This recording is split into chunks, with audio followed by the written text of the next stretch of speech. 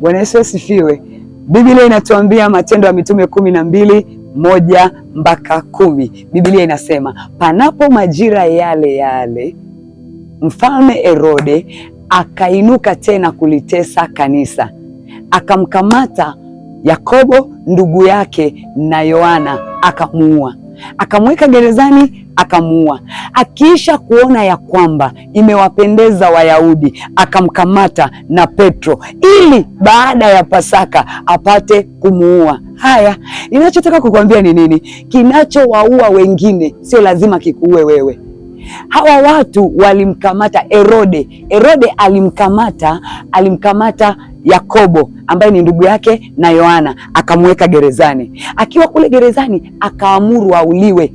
Eti unapata picha kwamba Yakobo anauliwa alafu Wayahudi wanafurahi.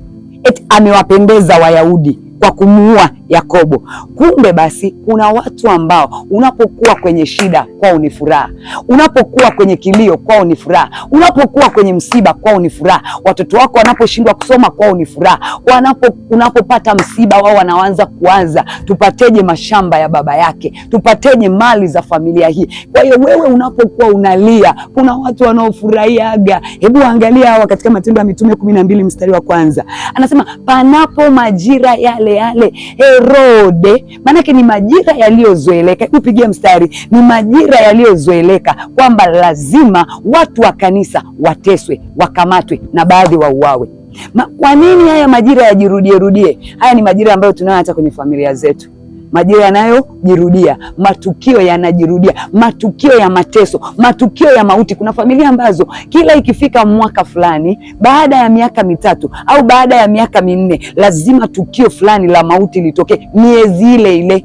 Maanake hiyo miezi yana historia, yana kiti cha Herode. Kwa nini nakuambia kiti cha Herode? Kiti cha Herode kwa sababu Herode sio mtu mmoja. Herode ni cheo. Ndio maana utasikia Herode Agripa, Herode Antipasi, kana kadhalika. Ni cheo tu, ni cheo kilichowekwa pale. Lakini hiki cheo na pamoja na hiki kiti chake, maanake kila majira walikuwa wana majira yale yale ambayo lazima watese kanisa, lazima waingie kwenye mateso kwenye kanisa. Kama ambavyo kuna majira kwenye familia yenu, ni lazima tu mtu afe, ni lazima tu mtu akizalishwa watoto wawili aachike, ni lazima tu mtu akiingia kwenye mahusiano akapata watoto au akapata ndoa ambayo ni nzuri afe au aachike. Kuna watu ambao wana majira yanayojirudia rudia. Toka kwenye hayo majira kwa jina la Yesu. Mungu akutoe kwenye huo mzunguko wa majira yale yale. Naongea na mtu, hayo majira yale yale ya Herode ambaye ni lazima ashike kanisa, ni lazima atese watu wa kanisa.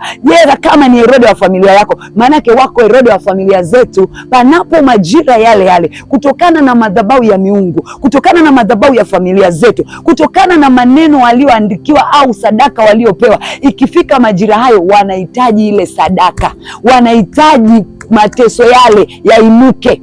Hebu fikiria kwenu, ni kitu gani kinajirudia kwa majira yale yale? Na kama kuna mzunguko huo unaojirudia majira yale yale, mwambie Mungu, ninataka kutoka mahali hapa kwa jina la Yesu. Mwambie Mungu, sitaingia kwenye mzunguko huu kwa jina la Yesu. Mahali pale ambapo walishangilia Wayahudi kwa sababu amekamatwa Yakobo ndugu yake na Yohana, wakamuua, wakashangilia. Wakashangilia kwa sababu ameuliwa, wakamkamata na Petro. Eti wanataka kuendeleza kwamba basi huyu tumemuua, hebu tumkamate na Petro tumuue, tuwafurahishe zaidi.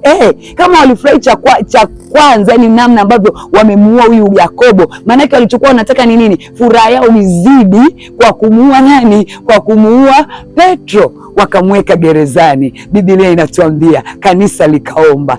Lile gereza ambapo Yakobo amefia, hapo Petro atatoka kwa ushindi kwa jina la Yesu. Petro ni wewe, hautafia mahali wengine wamefia, hautakaa mahali wengine wamekaa, hautakwama wengine walipokwama. Wamesema kwenu hamtakaa muendeshe magari, wamesema kwenu hamtakaa mjenge, wamesema kwenu hamtakaa muwe watu wa maana, wamesema kwenu hamtakaa mvuke, wamesema kwenu ni lazima ufe ukifika umri fulani. Nasema mahali ambapo Yakobo ameuliwa, Petro alitoka kwa msaada wa malaika. Malaika aliyemtoa Petro gerezani akutoe kwenye hilo shambulio kwa jina la Yesu. Haleluya. Ukisoma kuanzia mstari wa 5 na kuendelea, huo mlango wa 12, Matendo ya Mitume 12, anzia kuanzia mstari wa 5 na kuendelea. Biblia inasema kanisa likaomba kwa bidii.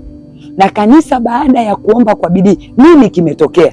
Baada ya kanisa kuomba kwa bidii, malaika wa Bwana akaenda gerezani ambapo walikuwa wameshamkamata Petro, wakamweka, wanamsubiria tu Pasaka iishe tumshughulikie, tuwafurahishe Wayahudi.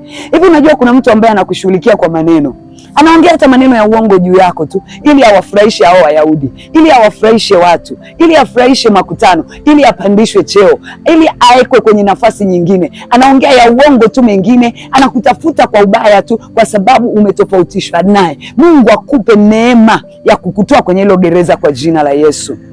Kwa hiyo walipokaa pale gerezani, Petro amelala. Petro alivyokamatwa akaingia gerezani, alipofika kule gerezani akaona hapa ndipo alipofia Yakobo, hapa ndipo alipofia wenzangu waliokamatwa wakateswa. Petro akavua viatu, Petro akavua mkanda, Petro akakaa, akaona hapa kinachofuata ni kifo, akalala.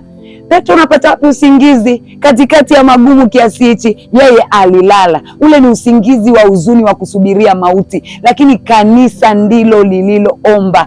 Petro could not pray for himself anymore, despite that alikuwa anajua Mungu aliyotenda, pamoja na yote aliyomuona Mungu ametenda, lakini this time around Petro hawezi kujitetea tena. Petro hawezi kuongea kingine tena. Petro hawezi kufanya kingine. Amelala, amevua viatu, utayari huo, amevua mkanda, ushujaa huo, amevua nguo, aibu hiyo, yuko amelala. Lakini sio kulala tu, wale Wayahudi pamoja na kiti cha Herode hakikumwacha alale peke yake. Katika milango yote minne wakamlinda kwa walinzi wanne, kikosi cha walinzi wanne, hapa wanne, hapa wanne, hapa wanne, jumla 16. Alafu mikono yake wakaifunga na minyororo. Mungu atishiwi na minyororo iliyokufunga.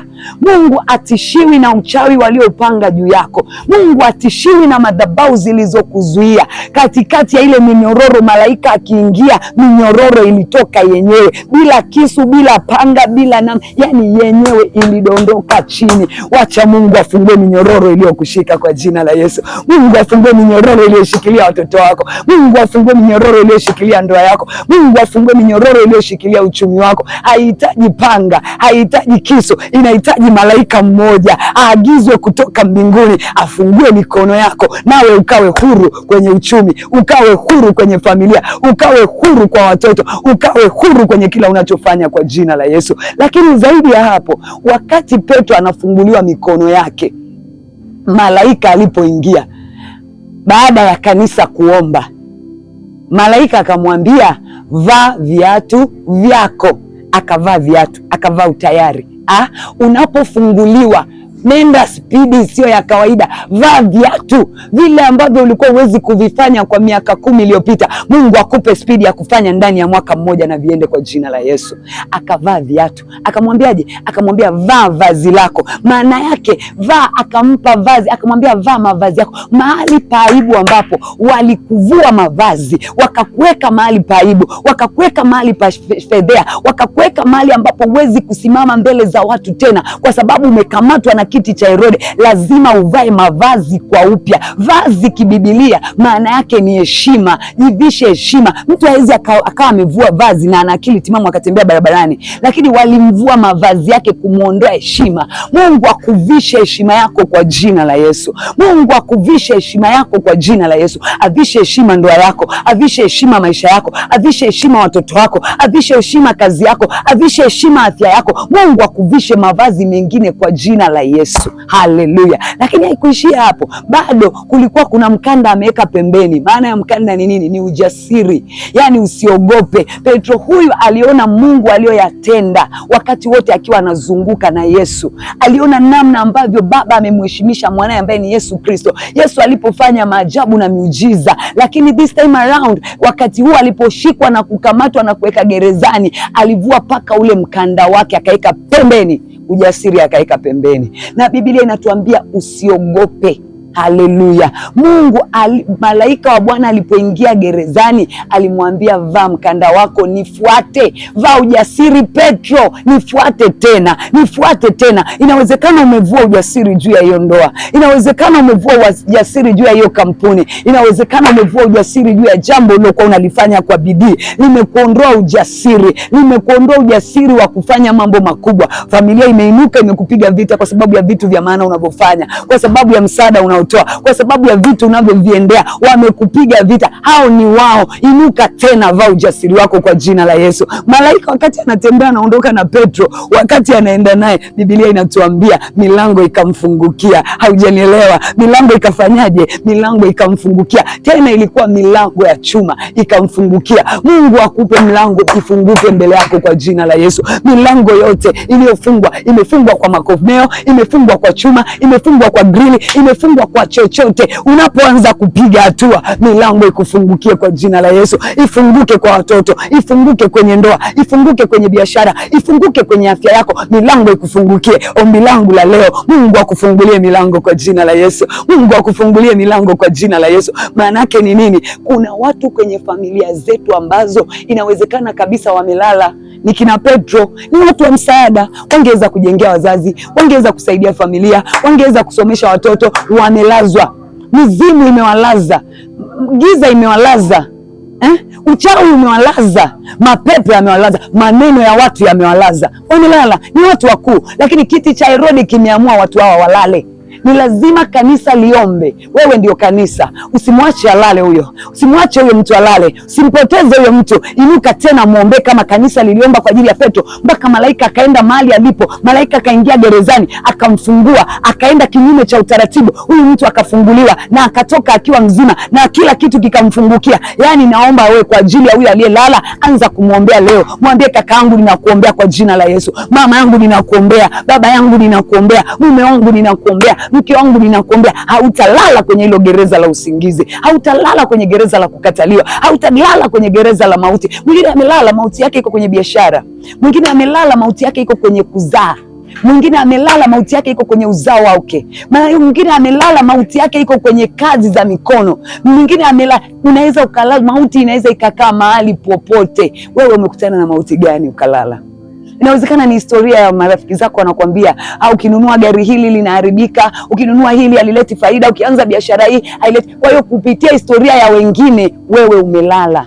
Mungu leo anakuambiaje? Anakuambia historia ya wengine ni wao. Wewe inuka, wewe inuka, inuka tena. Muombe huyo mtu ainuke, usimwache alale, usimwache Petro alale. Herode atammaliza, miungu itammaliza, giza litammaliza, wachawi watammaliza, waganga watammaliza. Mwambie inuke tena kwa jina la Yesu. Liko tumaini kwa Bwana ya kwamba katikati ya giza Mungu analeta tumaini jipya. Ninaomba tuombe kwa pamoja, kila Petro wa familia inuke. Haya maombi ya leo sio yako, haya ni ya mwingine aliyelala, ainuke tena. Na kama ni wewe umelala, hebu tumwambie Mungu tunaomba kuinuka tena. Baba, katika jina la Yesu tunaomba kwa ajili ya kila aliyelala, kila aliyelala kwenye familia, kila aliyelala kwenye uchumi, kila aliyelala kwenye ndoa. Yule Petro wa familia tuliyekuwa tunamtegemea amelala, tunaomba muinue tena. Kama kanisa lilivyoomba kwa bidii, ndivyo ninavyoomba kwa bidii juu ya mume, juu ya kazi, juu ya watoto, juu ya familia, juu ya kile kilichopotea, juu ya kile kilichokutana na ukinzani, kimelala, kimekutana na ukinzani, kimelala. Ninaomba kwa ajili ya huo ukinzani, Bwana, ninaomba kwa ajili ya huo ukinzani. Mtoe kwenye hilo gereza, mtoe kwenye hilo gereza, mtoe gereza la uharibifu, mtoe gereza la maneno, mtoe gereza la kukataliwa, mtoe gereza la fikra, mtoe gereza la mawazo, mtoe hilo gereza katika jina la Yesu. Ninatamka atoke leo katika jina la Yesu na kwa damu ya Yesu. Amen.